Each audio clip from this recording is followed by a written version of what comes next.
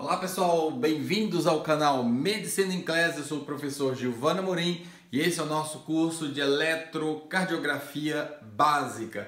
Nós estamos em nossa aula de número 27. Nós encerramos, pessoal, os capítulos, as videoaulas de condução sinoatrial e estamos entrando hoje na aula de condução atrioventricular. Um importantíssimo capítulo da eletrocardiografia, um capítulo, pessoal, que tem comemorativos clínicos de grande importância, aspectos que você não pode deixar de saber para a sua vida de médico. Então vamos juntos viajar pelo mundo da condução atrioventricular. Então, pessoal, eu tenho aqui um desenho esquemático dos eventos da sístole elétrica cardíaca. Então nós temos aqui o primeiro evento que se inscreve no traçado eletrocardiográfico, que é a onda P. E nós vamos nos lembrar que a condução sinoatrial acontece em algum momento antes da inscrição da onda P, já que a onda P é o resultado da despolarização elétrica dos átrios, não da atividade sinoatrial. Depois da onda P, segue-se um momento isoelétrico, que é o segmento PR, e a soma, pessoal, temporal entre o início da onda P e o final do intervalo PR é o que nós chamamos de, o final do segmento PR é o que nós chamamos de intervalo PR. Então, em geometria, vamos nos lembrar, intervalo é soma de onda com porção de reta. E esse pessoal, esse parâmetro representa a condução atrioventricular, mote de nossas próximas aulas, incluindo esta. Mas só para a gente continuar o raciocínio, depois então nós temos a inscrição do complexo QRS, o complexo QRS que representa a atividade elétrica, a sístole elétrica atrial, e aí então nós vamos lembrar que o QRS ele representa, ele temporiza a condução intraventricular, motivo de aulas futuras, pessoal. Vamos nos lembrar também que se forma depois do QRS um momento isoelétrico, uma porção de reta, um importante segmento ST, que estudaremos nas doenças, ou melhor, nas síndromes coronarianas. E eu quero nos lembrar desde já, pessoal, que o último ponto do QRS, representei aqui com esse pontinho, não é? O último ponto do QRS que ainda faz parte do QRS recebe uma denominação importante, a denominação específica de ponto J. É o desnivelo, é o nivelamento ou desnivelamento do ponto J em relação à linha base do traçado eletrocardiográfico, que vai nos permitir falar em supradesnivelo ou infradesnivelo de ST, coisa que retomaremos logo adiante, só para a gente ir sedimentando o conhecimento. Finalmente, pessoal, se inscreve uma onda T, que é uma onda de repolarização ventricular, e em algumas condições uma onda U, que é uma espécie de onda de hiperpolarização. Então nós temos que a condução sinoatrial acontece temporalmente antes da onda P, a condução atrioventricular é representada pelo intervalo PR, então para estudar condução atrioventricular nós devemos olhar para o intervalo PR, e a duração do QRS e alguns aspectos morfológicos também vão caracterizar a condução intraventricular. Pessoal, a soma temporal do complexo de ondas ventriculares, o complexo QRS, a porção de reta que se segue, ou segmento ST, nós chamamos de intervalo QT. Intervalo QT esse que está envolvido na gênese de arritmias muito graves com risco de vida, e que você já deve ter ouvido aí na mídia ou em algum artigo científico recentemente, devido à presença, à figura da hidroxicloroquina e da cloroquina como drogas eventualmente eficazes no tratamento da infecção por SARS-CoV-2, né? Isso é um problema, pessoal, que a gente precisa olhar antes de prescrever drogas do tipo cloroquina ou hidroxicloroquina. Eu estou pensando em fazer uma aula especial, um adendo aqui a essa nossa sequência de aulas, só abordando esse tema pela sua grande aplicabilidade atual, não é? Muito bem, então esse é o desenho, pessoal, esse é o significado básico da dos elementos aí que vão nortear nosso pensamento, nossa avaliação quando nós falamos em condução do estímulo elétrico. Então, a condução atrioventricular, pessoal, é o tempo que demanda o estímulo sair das regiões atriais, seja viajando pelos feixes, seja viajando de fibra a fibra. O fato é que o tempo que ele leva para atingir o nó da veia. Ao atingir o nó da veia, nós iniciamos os eventos relacionados à sístole elétrica ventricular. Para nós, do ponto de vista dessa aula de hoje, do ponto de vista do estudo da condução atrioventricular, pouco importa, pessoal, a realidade dos feixes ou a condução fibra a fibra. Nós vamos retomar esse assunto no capítulo das taquiarritmias. Muito bem. Então, esse tempo, pessoal, de condução atrioventricular é o que nos interessa quando nós vamos estudar se há distúrbios da condução atrioventricular. Esses distúrbios, pessoal, podem ser um processo de aceleração e, portanto, vai aparecer como encurtamento desse tempo, ou pode ser um processo de alongamento, de delonga desse tempo, e vai aparecer então como um aumento de uma parametrização que nós já vamos dizer. Muito bem. Do ponto de vista da aula, quando nós falamos de distúrbio de condução, normalmente nós estamos pensando nos atrasos. Então, nós estamos pensando nos bloqueios, pessoal. Mas haverá um momento que nós vamos falar também desse tempo encurtado. O grande substrato para que a gente estude no traçado eletrocardiográfico a condução atrioventricular é exatamente olharmos para o intervalo PR. E, pessoal, eu quero destacar a importância disso. Às vezes pergunto para alunos, tem sinal de doença coronariana? Tem sinal de síndrome coronariana? Tem crescimento de cavidade? Tem distúrbio de condução AV? Eu percebo, pessoal, o aluno meio perdido, ele não sabe para onde olhar. Então preste atenção nesses caminhos que apontamos. Eu preciso olhar para o traçado e fazer perguntas corretas e olhar o que eu preciso ver, não é? Esse é o diferencial da análise eletrocardiográfica. Então, quando você pensar em condução atrioventricular, sempre olhe para o intervalo PR. E aqui eu deixei, pessoal, é importante a gente recordar mais uma vez esse valor. Nós já mencionamos desse valor na aula de acidentes anatômicos do traçado eletrocardiográfico. Vamos nos lembrar que o intervalo PR, formado então pela duração da onda P mais a duração do segmento PR, tem um valor normal de 120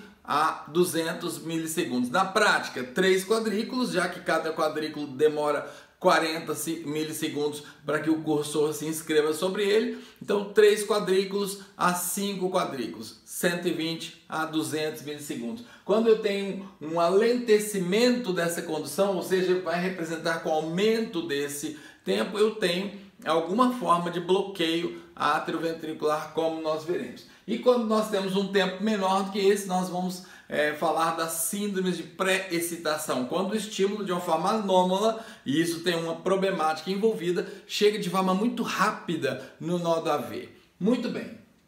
Então, pessoal, qual é o conceito de bloqueio de primeiro grau? Eu não vou repetir aqui os tipos de bloqueio AV, já fizemos isso na aula passada. Se você ainda tem dúvida, volta lá no vídeo, tá bem tranquilo para você se lembrar. Eu só quero lembrar-nos que bloqueio AV, bloqueio atrioventricular de primeiro grau, é aquela condição em que eu tenho um alentecimento, eu tenho uma retardo, eu tenho uma lerdeza da condução atrioventricular, de forma que eu inscrevo o intervalo PR acima de 200 milissegundos. Em outras palavras, o estímulo leva mais que 200 milissegundos para sair das paragens atriais e chegar nos sítios do nó da V. Muito bem.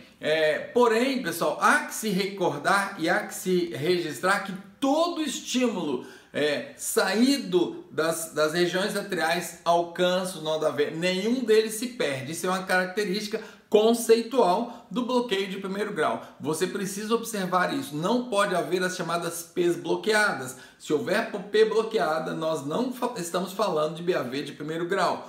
Toda onda P deverá ser conduzida e o intervalo PR deverá ser maior do que 200 milissegundos. Em relação ao significado clínico, pessoal, de modo geral, e nós teremos aula específica de correlações clínicas, de modo geral é uma condição benigna, é uma condição sem relevância clínica, na maior parte das vezes sem grandes significados. Há exceções para essa regra e eu vou comentar ao final dessa aula com você. Muito bem, eu quero convidar você então a me acompanhar. Nós vamos olhar alguns traçados, começando desse traçado aqui.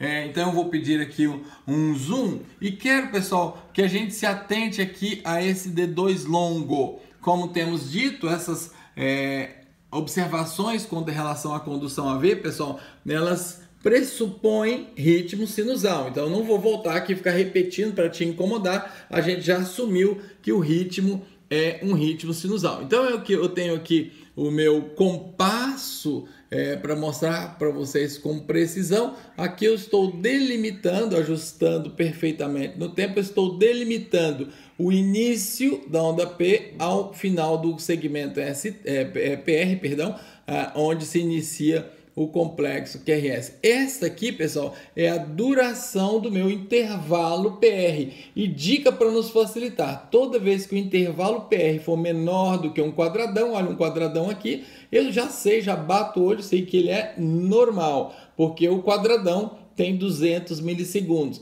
Então aqui nós estamos falando de mais ou menos 160 milissegundos, né? Você vê que ele se inscreve inteiro dentro de um quadradão. Então o que nós falamos desse traçado? Nós falamos que esse traçado tem a condução atrioventricular normal. Se você olhar com calma naquele traçado que mostrei, toda onda P é conduzida, nenhuma onda P é bloqueada e elas se fazem com uma inscrição de intervalo PR normal. O intervalo PR, pessoal, tem algumas parametrizações de variação, ou seja, eu posso obter variações do intervalo PR no mesmo traçado e eu vou dedicar uma aula para falar sobre isso para vocês. Por enquanto, para fins dessa aula inicial, esse pontapé inicial, nós estamos conhecendo o tema, vamos imaginá-lo como fixo, tá? Na prática não é assim, mas para efeito didático vamos imaginá-lo como fixo. Vamos para o segundo traçado eletrocardiográfico. Mais uma vez, pessoal, e vocês vão observar que aqui já temos algumas divergências em termos de morfologia do QRS, porém o nosso ritmo é sinusal e isso é uma condição necessária para que eu tenha o estudo da condução AV. Então percebam vocês, pessoal, que aqui nós estamos falando, olha, eu ajustei agora aqui o meu compasso com precisão para apresentar para vocês. Então aqui eu tenho um intervalo PR no limite, preste atenção, ele engloba exatamente um quadrado. Deixa eu observar aqui, olha este aqui, por exemplo, aqui dá para você ver bem na conformação do quadradão, ele está no limite. E esse limite, pessoal, ele caracteriza ainda dentro da normalidade do intervalo PR. Então, nós estamos falando de condução atrioventricular normal. Então, ao preencher na sua análise eletrocardiográfica o item condução AV, condução normal com intervalo PR de tantos milissegundos. Sempre lembre de observar se isso é uma realidade para todo o seu traçado, se não existe onda P bloqueada, porque havendo onda P bloqueada, nós vamos mudar nossa conversa a respeito disso. Vamos ao terceiro traçado eletrocardiográfico, pessoal. Então eu tenho aqui, mesma coisa, é um ritmo sinusal. Vou ajustar aqui o meu compasso eletrocardiográfico para que vocês tenham uma medida de precisão. Inclusive eu posso olhar na graduação dele em termos de valores. Então aqui está, pronto, consegui ajustar. Percebam vocês que nós estamos adiante de um quadradão. Para acreditar em mim, observem nesse, olha. Então aqui está o início do QRS um pouquinho antes do quadradão, e o início do P, perdão, e o final do intervalo PR um pouquinho após, um pouquinho prévio ao quadradão, passando um pouquinho dele. Ou seja, aqui eu tenho nesse traçado, pessoal, eu tenho um intervalo PR acima de 200 milissegundos. Um intervalo PR aproximadamente aí de 220, 230 milissegundos, porque ele fica um pouquinho adiante de 240 milissegundos que seria 6 quadrículos, né? É bom a gente ter essas métricas na nossa cabeça. Então, pessoal, o diagnóstico quanto ao quesito condução AV naquele caso é bloqueio AV de primeiro grau, porque o intervalo PR está acima de 200 milissegundos. Viu como é fácil? Pessoal, eu quero mostrar para vocês 2 traçados muito interessantes. Venham comigo. Então, aqui nós temos... E talvez você olhando aqui, você me pergunte assim, caramba, onde está a onda P? Aonde está a onda P? Sim, senhores, eu vou aqui ajustar. Quero até apresentar para vocês o meu compasso eletrocardiográfico, um instrumento muito interessante, pessoal. Ele tem aqui uma régua milimetrada embaixo e eu consigo apontar com precisão, observem aí, né? Então esse é um compasso muito útil para essas nossas medidas de maior precisão. Vamos lá, vamos voltar então ao nosso traçado. Eu vou escolher aqui um complexo QRS e vou mostrar para vocês, olha só o que está acontecendo aqui, pessoal. Olha só, vou fechar ao máximo, observe, olha isto. Nós temos então, pessoal, aqui, observando esse traçado, nós temos um contrário do que nós mostramos no último eletrocardiograma. Nós temos o intervalo PR menor do que 3 quadradinhos, ou seja, um intervalo PR mais curto do que 120 milissegundos. Trata-se, pessoal, de um caso de pré-excitação. Nesse caso é um Wolff-Parkinson-White, mas fique tranquilo, nós vamos explorar isso a contento um pouquinho adiante. Mas eu só quis mostrar para vocês como o intervalo PR varia e como está escancarado diante de nós o diagnóstico, e a gente pode ter com muita facilidade esse recurso diagnóstico. Muito bem, vamos ao último traçado eletrocardiográfico desta videoaula. Eu quero mostrar para vocês aqui, a gente vai trabalhar, pessoal, deixa eu escolher aqui D2, eu estou aqui em D2, vamos ajustar o nosso compasso. Aqui está o compasso, um segundo só que eu já chego no ajuste dele, ainda preciso de mais espaço. Aqui está, portanto, pessoal, o ajuste, e você que é rápido no gatilho já percebeu que nós estamos falando de 400 milissegundos. Portanto, ao invés de ser um quadradão, 2 quadradões. Então, pessoal, aqui nós temos um flagrante, um grande bloqueio AV de primeiro grau. Esse traçado, pessoal, mais agigantado, ele traz uma exceção àquela minha fala inicial na aula, dizendo que quase sempre o bloqueio AV de primeiro grau é benigno. Nos grandes bloqueios AVs, pessoal, nós temos uma condição chamada desincronização atrioventricular. Vem comigo, eu fiz um esqueminha aqui, é meio tosco, mas é perfeito para você entender. Aqui está, essa bolinha CA significa contração atrial. Segue-se após a contração atrial, então segue-se, pessoal, a contração ventricular. Com o tempo, como nós acabamos de ver, de até 200 milissegundos. Muito bem, lembrando que essa contração atrial contribui com cerca de 30% ao débito cardíaco. Muito bem, então a gente vem com esse encadeamento de fatos, contração atrial, contração ventricular e assim por diante. Isso é a sincronização atrioventricular. Agora, quando eu tenho, pessoal, um alongamento desse tempo, eu tenho que a função atrial, a contração atrial, ela perde a sua função. Então, quando há uma ejeção atrial, o ventrículo não está pronto para contrair logo em seguida, ele fica inerte, ele espera a viagem alongada, não é? Nesse caso que nós mostramos, tem 400 milissegundos, é o dobro do tempo fisiológico, só então o estímulo chega nas regiões ventriculares, então a função dessa contração atrial já se perdeu. Pessoal, essa condição de desincronização atrioventricular foi inicialmente descrita para portadores de marca-passo bicamerais e se tratava de um problema na configuração do marca-passo. Logo depois, essa condição ela foi descrita em pacientes portadores de bloqueio atrioventricular de primeiro grau muito alongado e ganhou o nome, ela que havia ganhado o nome de síndrome do marca-passo, ganhou o nome de síndrome do marca-passo sem marca-passo. Como esse termo ficou meio estranho, logo depois ele foi renomeado para síndrome do pseudo-marcapasso. A síndrome do pseudo-marcapasso, pessoal, é um problema clínico, é uma causa de síncope, é uma causa de tontura, porque eu perco, como eu mostrei para vocês, eu perco aquela contribuição de 30% da contração atrial no débito cardíaco, assim como acontece nos pacientes que iniciam arritmias como fibrilação atrial, que também significa uma disfuncionalização da contratilidade atrial.